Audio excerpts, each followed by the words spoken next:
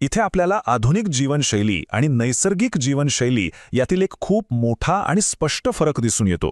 आजकालच्या पूर्णपणे बंद असलेल्या आणि वातानुकूलित म्हणजेच सतत एअर कंडिशन्ड असलेल्या खोल्या या प्रत्यक्षात आजार आणि विषाणू निर्माण करणारी केंद्रे बनत आहेत हे वास्तव आहे.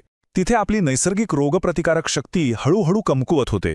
या उलट ज्या घरात नैसर्गिक हवा खेळती असते, जिथे सकाळचा कोवळा सूर्यप्रकाश थेट आत येतो, ती घरे खऱ्या अर्थाने आपल्यातले चैतन्य आणि आपलं उत्तम आरोग्य जोपासतात.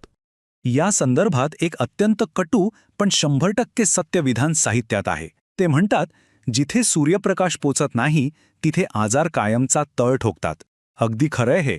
चोरांच्या भीतीने किंवा केवळ आधुनिकतेच्या दिखाव्यासाठी जर आपण शुद्ध हवा आणि सूर्यप्रकाश नसलेल्या कोंदळ घरांमध्ये राहत असू ना, तर ते अक्षरशः गंदकीतील विषाणूंना स्वतःच्या छातीखाली बाळगून जगण्यासारखे आहे.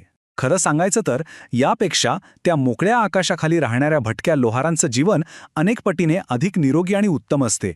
जर आपण आपल्या गौरवशाली इतिहासाकडे आणि अध्यात्माकडे पाहिले तर अनेक गोष्टी एकदम स्पष्ट होतात.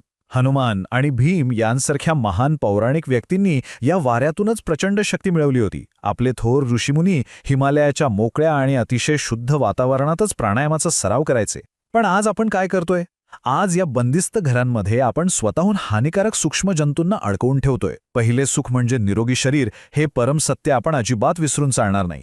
म्हणूनच साहित्यात एक अतिशय सुंदर आणि दूरदृष्टीचा विचार मांडला आहे की भविष्यातील आपली गावे ही हवेशीर आणि शक्यतो एकमजली घरांसह पुन्हा नव्याने वसवायला हवीत.